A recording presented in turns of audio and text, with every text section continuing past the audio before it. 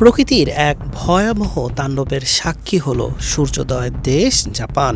জাপানের উত্তর পূর্ব উপকূলে রিক্টার স্কেলে ৭.৪ মাত্রার এক শক্তিশালী ভূমিকম্প আঘাত এনেছে। ভূমিকম্পর পর দেশটির ৩টি প্রশাসনিক অঞ্চলে সুনামির সতর্কতা জারি করেছে। জাপানের আবহাওয়া সংস্থা এ তথ্য দিয়েছে। জাপানের আবহাওয়া সংস্থা বলেছে, সমুদ্রের তলদেশ থেকে সৃষ্ট এই ভূমিকম্পের ফলে উপকূলীয় এলাকায় ৩ মিটার পর্যন্ত উচ্চতার সুনামির ঢেউ আছড়ে পড়ার আশঙ্কা রয়েছে। সংস্থাটি উপকূলীয় অঞ্চল ও নদীর তীরবর্তী এলাকায় থাকা মানুষদের দ্রুত নিরাপদে সরে যাওয়ার আহ্বান জানিয়েছেন।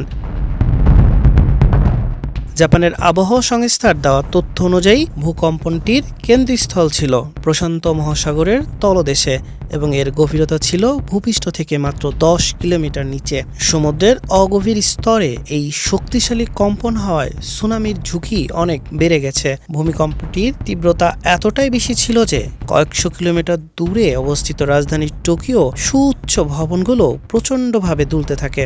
জাপানি স্কেলে এর তীব্রতা ছিল আপার ৫, যার অর্থ হলো এটি এতটাই শক্তিশালী যে মানুষের পক্ষে স্বাভাবিকভাবে চলাচল করা কঠিন হয়ে পড়ে।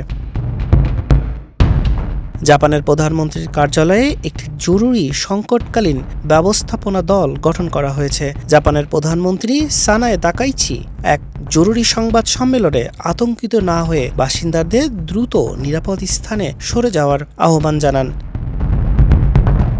এখনও পর্যন্ত কোনো প্রাণহানির খবর পাওয়া না গেলেও অনেক এলাকা বিদ্যুৎ বিচ্ছিন্ন হয়ে পড়েছে। নিরাপত্তার খাতিরে সাময়িকভাবে স্থগিত রাখা হয়েছে রেল যোগাযোগ। আবহাওয়া বিশেষজ্ঞদের মতে আগামী কয়েকদিন একই এলাকায় আরও আফটার শক অনুভূত হতে পারে। জাপান বিশ্বের অন্যতম ভূমিকম্প প্রবণ দেশ হলেও ৭.৪ মাত্রার শক্তিশালী এই ভূকম্পন এবং ৩ মিটারের সুনামির পূর্বাভাস জনমনে আতঙ্ক সৃষ্টি করেছে।